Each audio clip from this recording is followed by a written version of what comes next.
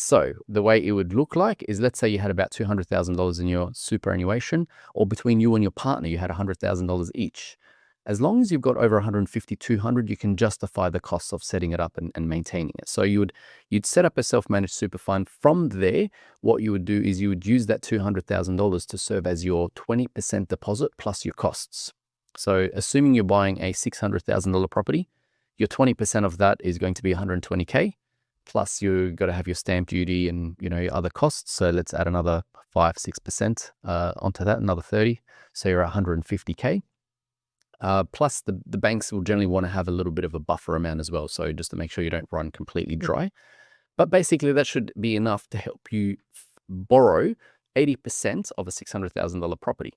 Now, if you purchase that property and you let it sit in your account, and that property is growing at, say, I don't know, between 5 and 10% per year, you're actually making 5 to 10% on 600,000 because you've been able to leverage. And let's say that the property is growing by 50 or 60K. How much did you need to have in your account to be able to produce that same 50 or 60K? Comes a comparison, right? Correct, because you're able to leverage. So the power in property is when you're able to leverage, when you're able to turn $1 into 10. Yeah. And that's the beauty about leveraging and being able to get a higher return. Because if I bought a property for $1 million and I made a 5% return, that's $50,000 a return.